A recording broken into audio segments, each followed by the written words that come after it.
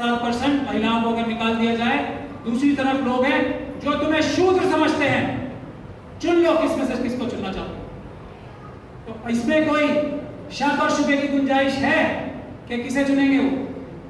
ये सिंपल सा फॉर्मूला है, लेकिन इस पे अमल करने के लिए हमें हर तरह की छल कपट, जो अभी केजरीवाल जी के बारे में बताई, मोदी जी, तो दोनों में वैसे रेस चल रही है। अभी मैं कंफ्यूज हो जाता हूँ किसको बड़ा कपटी बोलूं, बहुत जबरदस्त रेस चल रही है, कभी कोई आगे कभी कोई पीछे, ऐसे बराबर बराबर की रेस चल रही है, और दोनों करोड़ों करोड़ों रुपए खर्च कर रहे हैं। ये छल कपट धोखा देने की स्कीम जो चला रहे हैं ना दोनों अपनी अपनी, दोनों करोड़ों रुपए खर्च कर रहे हैं इसका। तो इन लोगों को हराने के लिए ये हमारा फॉर्मूला है, लेकिन उसकी शुरुआत उन्हीं लोगों से होगी। लीडर जो हमारे संस्थान बनाते हैं, ऑर्गेनाइजेशन बनाते हैं, उनके कम से कम पदाधिकारी जेल जाने के लिए बेकरार जिस दिन हो गए, एक लिस्ट बना ली हम लोगों ने। और मैं हर मीटिंग में कहता हूं कि कम से कम इस मीटिंग से भी कुछ वॉलंटियर्स जो अपने आप को लीडर मानना चाहते हैं हमारे समाजों को, वो अपने नाम लिखवाएं हमारे पास। यामीन भाई हैं यहाँ पे, तो ऐसे बेकरार लोगों की लिस्ट चाहिए। ये देश जो SC ST OBC और माइनॉरिटीज का है, वो हमारा तभी होगा जब हम ऐसे लोगों को की लिस्ट बनाएंगे और ऐसे लोगों की लिस्ट एक वेबसाइट पे शेयर करेंगे। बहुत बहुत धन्यवाद। कुछ मैं ज्यादा बोल गया हूं तो माफी चाहता हूं, लेकिन ये मेरे दिल की सच्ची भावनाएं हैं। किसी को पसंद आए तो बहुत बहुत धन्यवाद, किसी को बुरा लगे तो मैं माफी चाहता हूं, लेकिन इस बात से मैं हटूंगा नहीं, पीछे नहीं हटूंगा, पलटूंगा नहीं। जय भीम, जय भारत, जय संविधान। उस जो हथियार, जो औजार, जो जरिया हमें वो संविधान के माध्यम से देखे गए हैं, उसका प्रयोग तो करें। किताब नहीं है जो उसकी पूजा करनी है, किताब नहीं है वो, उस पर अमल करके हम जो मालिक हैं, मालिकाना हक हासिल करने हैं और नौकरों का कान उमेड़कर उनसे नौकरी ठीक से करानी है।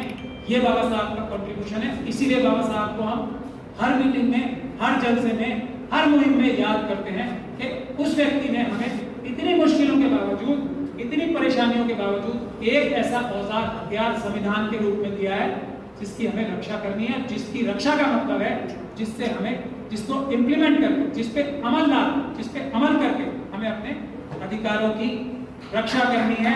और अधिकार क्या है? वो भी मैं अपनी बात करके खत्म करूंगा, ज्यादा टाइम नहीं दिया होगा। अधिकार क्या है? सिंपल सीधा अधिकार है, समझ लीजिए। शेड्यूल कास्ट की अभी तो सेंसस कर भी रहे, अब तो 17% से ज्यादा है। चलिए 17% 2011 के जो सेंसस हुआ था उसके 17% जमीन से ले, जमीन के नीचे से ले आसमान तक जो भी कुछ है, समुद्र की गहराइयों से लेके और आसमान की ऊंचाइयों तक जो भी कुछ है, उस पे 17% अधिकार देश की शेड्यूल कास्ट कम्युनिटी का है।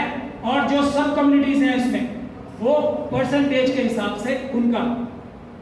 ये भी बहुत महत्वपूर्ण विषय है। बाबा साहब का ही ये आइडिया है कि जो रिप्रेजेंटेटिव डेमोक्रेसी है, जो हमारे अंदर भी सब क्लासेस है ना, कास्ट को मैं जान के इस्तेमाल नहीं करता हूँ लफ्ज, उनका भी उनकी परसेंटेज के हिसाब से हिस्सेदारी बराबर उनके घर के दरवाजे के पास मिलना, यह है हमारा अधिकार। जब तक वो नहीं मिलता, जब तक हम ये नहीं कह सकते कि बाबा साहब ने जो हमें मालिकाना अधिकार दिया है देश पे, जो राजा बनाया, उस पे अमल हम कर पा रहे हैं, ये है। उसके बाद 8 से 9% शेड्यूल ट्राइब, 17 और 8 25, 15% मुसलमान, 40 और 5% सिख भाई, क्रिश्चियन भाई और बौद्ध भाई, ये मिलाकर 45% से हम लोगों की SC ST और माइनॉरिटीज अल्पसंख्यकों की गिनती शुरू होती है। जो सिर्फ हमारे OBC भाई हैं, वो हमारे बड़े भाई हैं, लेकिन उन लोगों के सामने हमें एक मॉडल रखना है कि 45% हम लोग शेड्यूल कास्ट, शेड्यूल ट्राइब और अल्पसंख्यक जो तुम्हें भाई मानते हैं, पहुंचाए। ये मिशन सेव कॉन्स्टिट्यूशन, ये बाबा साहब के सपने। और ये दिल्ली कैंट में एक 9 साल की बच्ची के साथ हम लोग तो बहुत सारे केस कर रहे हैं, एक ही केस बता रहा हूँ। वो केस रफा दफा करने के लिए देश की सरकार और देश के होम मिनिस्टर सब जुटे हुए हैं, तो वो हम लोग रफा दफा नहीं होने देंगे। हमारा जो विरोध है वो उन लोगों से ज्यादा जो कि जुल्म करते हैं। हमारा विरोध और हमारी मुखालफत है पुलिस के उन अधिकारियों से, सरकारी अधिकारियों से जो उन लोगों को ये हौसला देते हैं कि तुम ये काम करो, हम तुम्हारे साथ कुछ नहीं होने देंगे। इसी वजह से जालिम जुल्म कर पाता है, नहीं तो अगर पुलिस और प्रशासन ठीक काम करे तो किसी जालिम की मजाल नहीं है। SC/ST एक्ट होने के बाद कम से कम शेड्यूल ट्राइब और शेड्यूल कास्ट की तरफ आंख उठा के देख ले, ये मैं पूरी जिम्मेदारी के साथ कह रहा हूं। आज भी इस एक्ट में इतनी ताकत है। तो एक-एक केस, एक-एक संस्था, एक-एक हमारे जो बड़े-बड़े लीडर्स हैं, जो इतने बड़े-बड़े ओहदों से रिटायर हुए, एक-एक केस पकड़ के उन सभी पुलिस अधिकारियों और सरकारी अधिकारियों को जेल भिजवाने का काम कर दे, तो मेरे ख्याल से ये अत्याचार अगले कुछ महीनों में खत्म हो जाएंगे देश से, वरना ये अत्याचार खत्म नहीं होंगे। ये एकलव्य कोई खत्म नहीं हुआ, रोज एकलव्य हो रहा है। 2700 दिल्ली यूनिवर्सिटीज में, दिल्ली यूनिवर्सिटी की सिर्फ बात बता रहा हूँ मैं, 2700 सीटें जो है ना शेड्यूल कास्ट और शेड्यूल ट्राइब की खाली पड़ी, और 15 तारीख को इसको उन्होंने एक नया सिस्टम निकाला है कि जो बाहर के लोग आके ये जो 2700 सीटें इसको हड़प जाने के लिए एक सिस्टम निकाल रहे हैं अभी दिल्ली यूनिवर्सिटी में, तो उसका भी विरोध करने के लिए मैं कारवा से भी गुजारिश करूंगा। और हमारे यहाँ पॉलिटिकल पार्टीज के मित्र भी हैं, वो भी इस बात पे ध्यान देंगे 2700 सीटें जो हमारी आज तक की इकट्ठी होकर पड़ी थी, उसको कब्जा करने के लिए छल कपट फ्रॉड से एकलव्य के तरीके से वो कार्यवाही भी चल रही है। तो ये सब चीजें हैं, ये मिशन सेव कॉन्स्टिट्यूशन का जो हमारा काम है कि सभी संगठन, पॉलिटिकल पार्टीज के लोग हो या किसी भी संगठन के लोग, वो आए और विरोध करें। ये जो चंद्रशेखर जो अभी जिन्होंने आत्महत्या की जम्मू में, और ये दिल्ली यूनिवर्सिटी में जो इंटरव्यू 15 तारीख से शुरू हो रहा है, उसका विरोध करें किसी भी हालत, किसी भी कीमत। ये इंप्लीमेंट नहीं होने देना। इस तरह की एक-एक मुहिम अपने साथ एक-एक संगठन या एक-एक व्यक्ति ले, हम सब लोग जो मिशन सेव कॉन्स्टिट्यूशन के हैं वो उनके पीछे खड़े होंगे। लेकिन एक टॉपिक, एक मुद्दा, एक व्यक्ति का जो अन्याय हुआ है जिसके साथ, वो एक-एक संस्थान उठाए, लेकिन उठाने का मतलब ये नहीं है कि 3 दिन तक उसके लिए, 4 दिन तक, 15 दिन तक प्रोटेस्ट किया, प्रेस में छपा, असली और नकली दोनों प्रेस में छपा, और उसके बाद हम उस मुद्दे को भूल गए। ऐसा नहीं होना चाहिए। आज हम सब लोग पढ़ाई बहुत बात करते हैं। पढ़ाई के साथ बहादुरी जो बाबा साहब में थी, पूरी दुनिया एक तरफ, तब भी वो अपनी बात के लिए खड़े रहते थे, किसी भी खतरे को मोल लेने के लिए तैयार रहते थे कलम के साथ। वो बहादुरी भी चाहिए, नहीं तो हम में से लीडर बनने का किसी को हक नहीं है। जो पुलिस की लाठी, आज इस मनुवादी व्यवस्था के पास क्या एक तरीका है हमारी संवैधानिक हकों को क्रश करने का, एक ही तरीका है, वो है पुलिस की लाठी, जेल। उसके अलावा कुछ नहीं है ना। तो हम में से लीडर वो है जो जेल जाने के लिए तैयार नहीं, जेल जाने के लिए बेकरार है, जो जाए पुलिस वालों से ये कहे कि मुझे जेल क्यों नहीं भेज रहे, तो ऐसे लीडर चाहिए और ऐसे पढ़े लिखे लीडर चाहिए, वरना धोखा दे रहे हैं। बेकरार, तैयार नहीं, बेकरार, जो ईडी के ऑफिस पे जाके धरना दे कि भाई मुझे अरेस्ट क्यों नहीं किया, अभी अपने निकटतम पुलिस स्टेशन के पास जाके अपने समर्थकों के साथ ये बोले कि भाई पुलिस के इंस्पेक्टर साहब मुझे अरेस्ट क्यों नहीं कर रहे आप। अगर ये आंदोलन शुरू हो गया है अरेस्ट होने वाला, तो ये डंडे की जो तंत्र चल रहा है ना अभी, बड़े बड़े नेता हमारे, अब मैं ज्यादा बात तो नहीं कहना चाहता क्योंकि अभी सबको साथ लेके चलना है। बोलना अलग बात होती है कि हम जेल जाने से नहीं डरते, जेल जाने के लिए तैयार हैं। हमें तैयार वाले लोग नहीं चाहिए, हमें बेकरार लोग चाहिए जो जाके दस्तक दे हर एक पुलिस स्टेशन में कि भैया गिरफ्तार करो, रात को नींद नहीं आती हमें, जेल जाना चाहते हैं हम। तब देखो ये मनुवादी कैसे लड़के भागेंगे। ऐसे लोगों की लिस्ट बनाना शुरू कीजिए और वॉलंटियर करें, आपका इतना बड़ा संगठन है कारवां, ऐसे लोगों के 100 वॉलंटियर्स तैयार करें।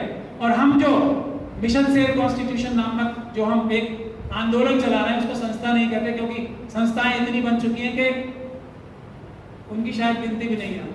तो कोई भी संस्था, कोई भी व्यक्ति जो संविधान की रक्षा करना चाहता है, और रक्षा कैसे, संविधान को इम्प्लीमेंट करके रक्षा होती है। संविधान को कोई किताब नहीं है जिसको यहाँ पे छाती में छुपा के रखेंगे तो रक्षा होगी। संविधान के जनता के मालिकाना हक को पुलिस के ऊपर, सरकारी तंत्र के ऊपर, MP, MLA, नेता, मंत्री, संतरी, चीफ मिनिस्टर, प्राइम मिनिस्टर के ऊपर इंप्लीमेंट कराने की जो शक्ति रखते हैं, वो लोग हम चाहते हैं कि वो हमारे साथ जुड़े, अपने संगठन के लिए हेड रहें, अपने संगठन की तरफ से वो कोई भी कार्यवाही करें। ऐसी अगर हमारे किसी दलित व्यक्ति के, अभी आज मैं पढ़ रहा हूँ, चंद्रशेखर नाम के प्रोफेसर हैं, उन्हें आत्महत्या करने पे मजबूर कर दिया। उसी जैसा केस एक डॉक्टर ऋतु का है यहाँ पे, उनको दौलतराम कॉलेज की है, वो उनकी प्रिंसिपल उसको इस वजह से निकालना चाहती थी कि वो शेड्यूल कास्ट समाज से आती, कोई रास्ता नहीं मिला क्योंकि वो सबसे ज्यादा अच्छी टीचर थी। शायद प्रिंसिपल भी दौलतराम कॉलेज की उनसे अच्छी टीचर नहीं है, हालांकि वो बहुत यंग है और वो बहुत ओल्ड है प्रिंसिपल, तो उनको इंफीरियोरिटी कॉम्प्लेक्स होगा। तो किस तरह निकाले, 35 बच्चों से झूठे सिग्नेचर कराए और उनसे उसकी बुनियाद पे डॉक्टर ऋतु को निकाला। हम लोगों ने उसके ऊपर FIR कराई, रजिस्ट्रार दिल्ली यूनिवर्सिटी के ऊपर FIR कराई और उस प्रिंसिपल के ऊपर FIR कराई। लेकिन वही काम चंद्रशेखर जो प्रोफेसर थे जम्मू में, उनके खिलाफ भी 22 लोगों ने सिग्नेचर करके लेटर लिखा कि हमारे साथ सेक्सुअल हैरेसमेंट होती है। उसके बेसिस पे हमारे एक प्रोफेसर ने, हमारे एक रत्न ने, बाबा साहब के, वो बहुत ही बड़े अम्बेडकरवादी हैं थे अब तो, उनको आत्महत्या करने पे मजबूर किया। क्या हम लोग उनके लिए आंदोलन करें? ये है समस्याएं, हम सब जानते हैं, सॉल्यूशन इसका एक ही है। हम में से अपने आप को जो लीडर कहते हैं या कहना चाहते हैं, बाबा साहब की तरह या उनसे 1% कुर्बानी देने का जज्बा है तो लीडरशिप का ये ताज जो इतनी इज्जत होती है वो पहने, वरना नहीं। बाबा साहब के बारे में ये कहा जाता है, ज्यादातर लोग ऐसा ही समझते हैं शायद, कि वो कलम के धनी थे, उन्होंने संघर्ष भी बहुत किया। महान आंदोलन क्या था? आपको लगता है कि उस समय पानी ऐसे लेने दिया जाता? जान पे खतरा लेके आंदोलन था वो, सीधा सीधा हमला था, हमला हुआ भी बाबा साहब। मनुस्मृति 1927 में जलाने का मतलब आप समझते हो? 1927 में क्या बाबा साहब सिर्फ कलम के वीर थे? सड़क पे रहकर आंदोलन भी बाबा साहब से ज्यादा किसी ने नहीं किया है। वो एस्पेक्ट उनका हिस्ट्री में इतना ज्यादा बयान नहीं हुआ है, एक्सप्लेन नहीं हुआ है, ये एक अलग बात है। कंट्रीब्यूशन, ये मैंने सबसे छोटी कंट्रीब्यूशन बताई है। और देश का विभाजन, उस समय भी आपको सोचना चाहिए, देश का विभाजन क्यों हुआ था? किसी और वजह से नहीं हुआ। मुस्लिम समुदाय जो बाबा साहब को संविधान सभा में भेज सकता था, वो मुस्लिम समुदाय बाबा साहब को प्रधानमंत्री पसंद करता है या नहीं करता? इस देश के विभाजन की सबसे बड़ी वजह यह है कि मुस्लिम समुदाय भी बाबा साहब डॉक्टर भीमराव अंबेडकर को तस्लीम करता था अपना लीडर। संविधान सभा में भेजा ना, अपना आदमी एक रोक के उनको भेजा। अगर बाबा साहब डॉक्टर भीमराव अंबेडकर को प्रधानमंत्री बनाया जाता तो देश का विभाजन नहीं होता। लेकिन उस समय के नेताओं को, कौन थे वो मैं नाम नहीं लेना चाहता, आज किसी और दिन तो मैं लूंगा और लेता भी रहा हूं, आज क्योंकि विषय दूसरा है। जिम्मेदार देश को विभाजन करना तो तैयार हो गए, लेकिन बाबा साहब को प्रधानमंत्री बनाने को तैयार नहीं हुए। इसीलिए बाबा साहब की जो RSS और मनुवाद की काट तोड़ और जहर जो है ना मनुवाद का, उसका इलाज सिर्फ बाबा साहब डॉक्टर भीमराव अंबेडकर और उनका बनाया हुआ संविधान है। उन्होंने इतनी मुसीबतें झेल के, इतने कष्ट झेल के ये संविधान बनाया है जिसमें आर्टिकल 14 यानी कि बराबरी, ये है सभी धर्मों का सार, मूल रूप, बराबरी और इंसाफ, दोनों चीजें बाबा साहब ने इसमें जो मंथन करके, पहले तो विष पीना चल पड़ा था ना, अब जो अमृत था वो हम लोगों के हवाले किया और हम वो पी नहीं पा रहे हैं, तो ये गलती किसकी है? गलती हम लोगों की है, किसी और की नहीं है। 85% होने के बावजूद गलती हम लोगों की है।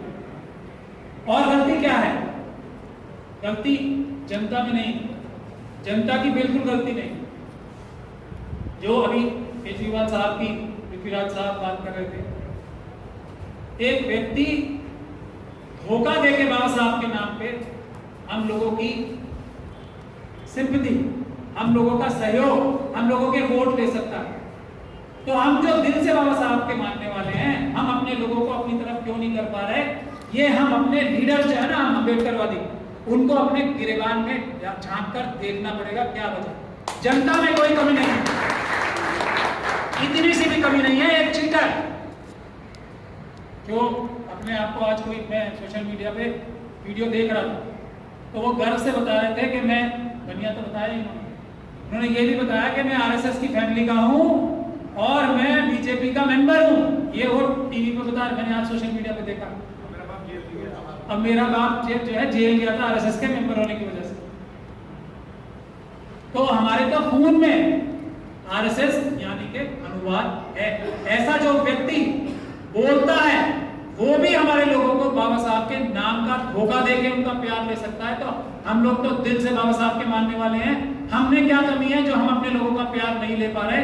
विषय ये है सोचने का, जो हम अपने आप को लीडर कहते हैं। और यही मुस्लिम समुदाय की बात है। पूरे ये कोई SC ST की बात नहीं है, मुस्लिम समुदाय की भी यही हालत है, सिख समुदाय की भी यही हालत है, क्रिश्चियन समुदाय की भी यही हालत है और बौद्ध समुदाय की भी यही हालत है। हमारे लीडर्स जो है बेईमान है सबके, जनता ईमानदार बहादुर है और यही हमारी ताकत है। जनता को, हमें, अब आप लोगों का हम लोगों पे हक है, हमारा गिरेबान पकड़ने का हक है। आप शायद ये काम नहीं कर रहे हो अच्छे से, इसीलिए जो हमारे लीडर्स हैं वो बेलगाम। तो ये काम करना शुरू कीजिए आप, जनता की जिम्मेदारी एक ही है। और आज जो ये सेकुलरिज्म का वर्ड शब्द हटाने की, हालांकि बाबा साहब ने नहीं रखा था क्योंकि जरूरत ही नहीं, ये तो उसमें इनबिल्ट है। आज जो ये हटाने की ताकत लग रही है इतनी, सुब्रमण्यम स्वामी साहब ने लगाई है ना रिपीटेशन, आज क्या जल्दी हो रही है? आज क्या इस शब्द से ज्यादा खतरा आ रहा है सेकुलरिज्म पे? वो भी सोचने का विषय है, क्योंकि आज बुद्ध धर्म दोबारा से जोर पकड़ रहा है भारतवर्ष में, इसलिए सेकुलरिज्म हटाने की ताकत लग रही है। ये बात आप लोगों को समझनी चाहिए। इस्लाम और क्रिश्चियनिटी को बहुत दिन से यहाँ पे जोर पकड़ ही रहे हैं। वो नहीं है खतरा, सबसे बड़ा खतरा बुद्ध धर्म से है। ये इसीलिए सेकुलरिज्म का शब्द हटाने की कोशिश है आज पूरी ताकत से दोबारा शुरू हुई। पता है ना आप लोगों को, बुद्ध धर्म के लिए आजकल बहुत सारी मिशन चल रही है। वो खतरा है क्योंकि सबसे पहला मजबूत खतरा मनुवाद को कोई था तो वो बुद्ध धर्म था। उससे पहले जैनिज्म था, लेकिन जैनिज्म को वो बहुत जल्दी रोकने में और कंटेन करने में कामयाब हो गए थे मनुवाद। जो बुद्ध धर्म है वो सबसे पहला मजबूत बगावत और रिफॉर्म जो उस समय की मनुवादी व्यवस्था थी उसके ऊपर था। इसीलिए बुद्ध धर्म के प्रति जो है मनुवादियों की और आरएसएस के लोगों की सबसे ज्यादा प्रेम है। ये सभी बुद्ध धर्म के मानने वालों को समझना चाहिए कि अगर बुद्ध धर्म वापस जोर पकड़ेगा तो मुसलमानों से ज्यादा अत्याचार और हमले बुद्ध धर्म के मानने वाले पे होने वाले हैं, क्योंकि खतरा ज्यादा बुद्ध धर्म से। कीमत होनी चाहिए 5 और किसी की होनी चाहिए 1। ये हुआ था या नहीं हुआ था? ये सबको किसने झेला? बाबा साहब और उनके मुट्ठी भर साथियों ने। तब आपको मालिक बनाया है और हम फिर भी मालिक बनने को तैयार नहीं है। ये हम लोगों की पीड़ा आज भी। मुझसे पहले अमरीश गौतम जी चले गए, डिप्टी स्पीकर रहे, 40% बता रहे थे। हम लोग की जबानों में छाले पड़ गए बता के 86% और उसमें से भी 7.5% अपर कास्ट की महिलाएं, जो कि उसी तरीके से ढोल गवार शूद्र पशुनाग की तरह वो भी ट्रीट की जाती हैं। तो 92.5% है और 7.5% में से भी थोड़े बहुत तो अच्छे होंगे। ऐसा तो नहीं है सभी बुरे होंगे, बहुत कम होंगे, लेकिन होंगे तो जो हम लोग 92 और 93% लोग हैं, 93% उसको समझते नहीं है। हमारे इतने सीनियर लीडर भी आप 40% बता रहे थे, मुझे बड़ा दुख हो रहा सुन के। चले गए, नहीं तो मैंने उनको रोक के इस बात को बोला कि हम तो कम से कम इस बात को क्लियर रखें, जाति जनगणना जो क्यों नहीं हो रही है, इसी बात को छुपाने के लिए तो हो रही है, क्यों नहीं कर रहे हैं जाति का जनगणना। तो हम लोग तो अपनी क्लैरिटी रखें। तो बाबा साहब ने इतना बड़ा हमें एक चीज दी है जो हम वोट का अधिकार ऐसे ही छोड़ देते हैं ना, किसी को भी दे देते हैं भावनाओं में आके या बहुत सारी दूसरी चीजें। ये हम मालिक बनाए हैं और यही अधिकार हम बगैर सोचे समझे दे देते हैं। तो अब अगर हम मालिक हैं तो नौकर कौन है? नौकर हैं सुप्रीम कोर्ट के चीफ जस्टिस, आपके देश की जनता को। नौकर है इस देश का राष्ट्रपति महोदय, नौकर है इस देश का प्रधानमंत्री महोदय, नौकर है इस देश के चीफ मिनिस्टर आपके, नौकर है इस देश के पुलिस ऑफिसर्स, नौकर है इस देश के ये जो असली मीडिया, वो तो चोर और बेईमान क्रिमिनल से उनकी बात नहीं कर रहा, ये भी नौकर है। ये बात आप लोगों के समझ में नहीं आती है, ये समझाने का विषय है अपने लोगों को। ये सब लोग नौकर हैं हमारे, और नौकर हैं, एक नौकर को भूल गए, नौकर हैं हमारे एमपी एमएलए, नौकर है ये सब। तनख्वाहें देते हैं हम, ऐसे वैसे नौकर नहीं।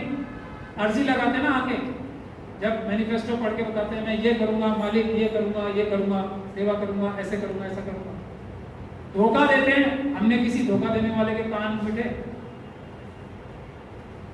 ये है, जब तक हम लोगों को ये कॉन्फिडेंस नहीं आएगा, ये कंट्रीब्यूशन है बाबा साहब का। इसीलिए देश को एक रखने का, देश को मजबूत करने का, देश को